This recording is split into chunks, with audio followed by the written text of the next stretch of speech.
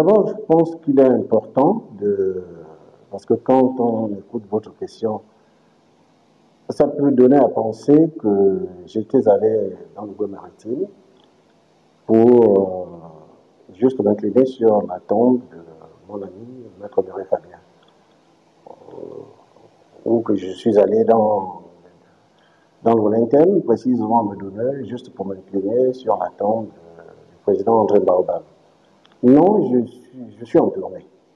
Je suis en tournée pour réinstaller le parti, pour rassurer les militants de réagir que leur parti existe, qu'il est présent sur la scène politique nationale et qu'ils ont de bonnes raisons de se mobiliser pour la réappropriation.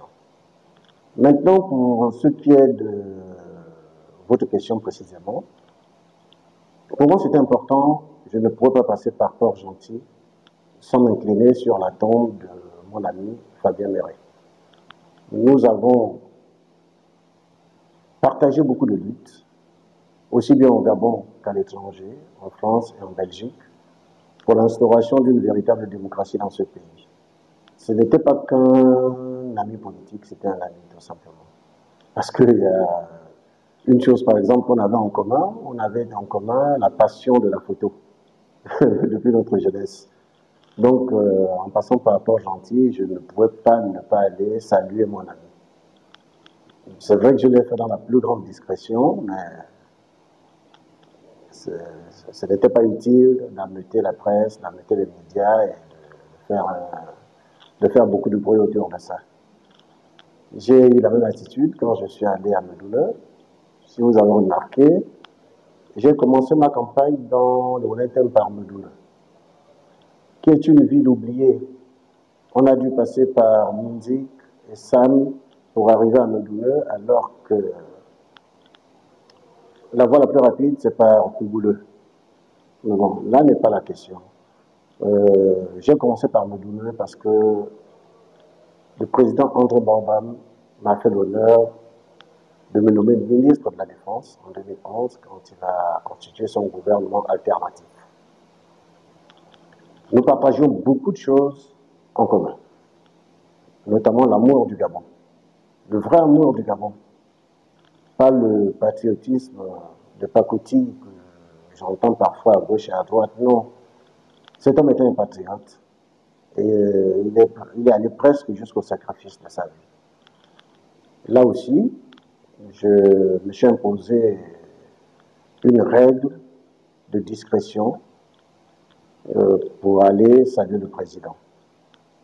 La seule différence avec le passage à Port-Gentil, c'est que pour aller saluer le président Baobab, nous étions trois de ses ministres.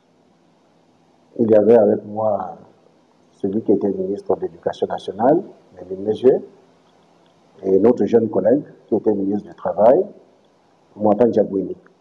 Mais là aussi, ça s'est fait dans la plus grande discrétion. C'était au petit matin.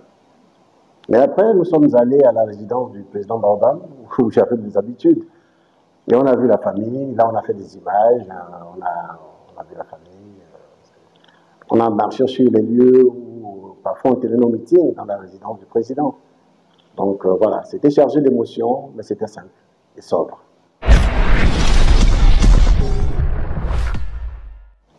Mais quand vous parlez d'hommes exceptionnels, moi ça me renvoie à ce qu'avait dit l'ancien président américain Barack Obama. Lors de son premier voyage en Afrique noire, je pense que c'était au Ghana, le président Barack Obama avait dit, je ne vais pas le citer mot à mot, mais dans l'esprit, il avait dit que l'Afrique n'a pas besoin d'hommes providentiels, que l'Afrique a besoin de bonnes institutions. Et ça s'applique au Gabon. Le Gabon n'a pas besoin d'hommes providentiels. Le Gabon a besoin d'avoir des institutions fortes, crédibles, justes, qui garantissent les mêmes droits pour tous les Gabonais. Donc, ce pays n'a pas besoin d'hommes providentiels. D'abord, est-ce qu'il en existe? S'il en existait, cela se saurait. J'ai un certain âge. S'il existait un homme avec des qualités surnaturelles, je pense que je le saurais. Vous êtes jeune, mais à mon âge, s'il avait existé un homme avec des qualités surnaturelles, un homme providentiel, je l'aurais peut-être vu ou j'en aurais entendu parler. Non, il faut sortir du mythe de l'homme providentiel. On a besoin d'institutions fortes. On a besoin d'institutions crédibles qui nous garantissent à tous les mêmes droits et nous imposent les mêmes devoirs. C'est de ça dont le Gabon a besoin et de rien d'autre.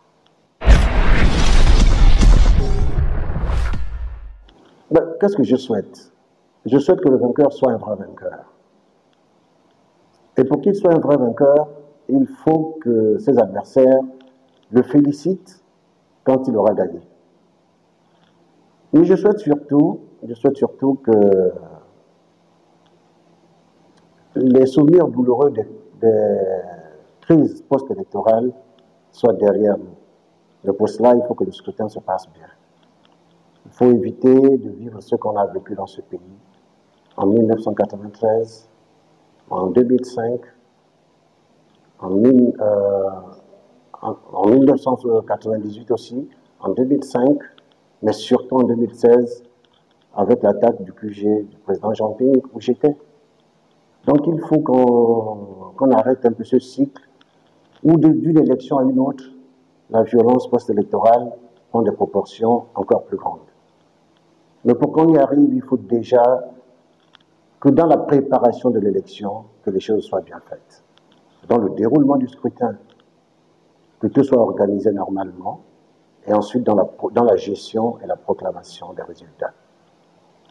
Et c'est l'occasion pour moi ici, si vous permettez, puisque j'ai parlé de crise post-électorale, c'est qu'il y a des victimes.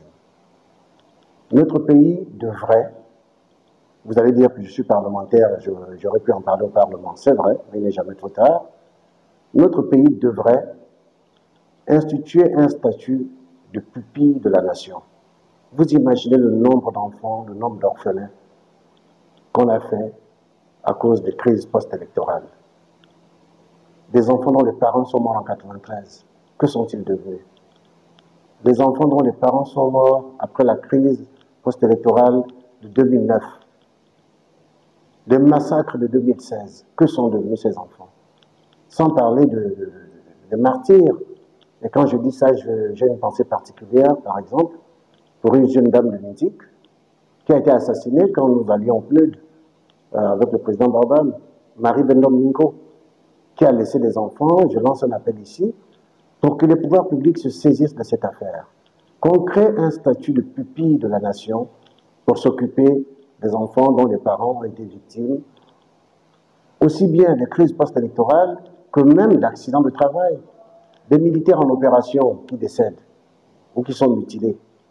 Il faut quelqu'un pour s'occuper de leurs enfants, pour s'occuper de leur famille. Et l'État a les moyens, l'État a le devoir de le faire.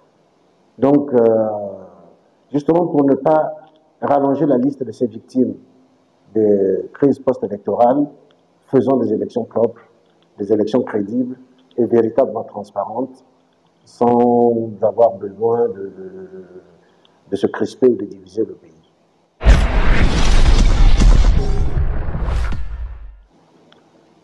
Je ne peux pas être à la fois acteur et commentateur. Je suis acteur, j'apporte ma modeste contribution à la redynamisation du parti, qui est traversé, c'est vrai, depuis plusieurs mois par une crise. Mais je suis de ceux qui pensent que lorsqu'il y a l'obscurité, chacun doit allumer une petite bougie plutôt que de maudire l'obscurité. J'allume ma petite bougie pour que Réagir se redresse, pour que ce parti occupe la place qui est la sienne dans le paysage politique national. Mais je vais en profiter quand même parce que nous sommes dans un contexte où l'imposture prend de plus en plus forme. Et je vais en profiter pour inviter les Gabonais au discernement. Quand des personnes viennent vous voir pour se prévaloir de certaines qualités, il faut convoquer leur parcours. Moi, si vous me demandez ce que j'ai fait dans ce pays, sur le plan politique, pas sur le plan intellectuel ou scientifique, mais sur le plan politique, si vous me demandez ce que j'ai fait dans ce pays, je peux vous rappeler quelques modestes faits d'armes. Donc, j'invite nos compatriotes, pour éviter les flibustiers, les imposteurs, à convoquer le parcours de chacun. En 90, quand on est revenu au multipartisme politique, tu étais où? En 93, quand il y a eu la première élection présidentielle pluraliste, après 25 ans de monopartisme, tu étais où? En 2016, tu étais où? En 2009, quand après la mort du président Bongo, on a ouvert le champ politique, tu étais où? Tu as fait quoi? Donc les Gabonais savent qui a toujours été à leur côté depuis des années. C'est tout ce que je peux dire. Mais réagir se porte très bien. On se bat pour la réappropriation du Gabon. Si vous voulez, oui, c'est un mot de fin, mais j'espère que vous reviendrez encore nous voir.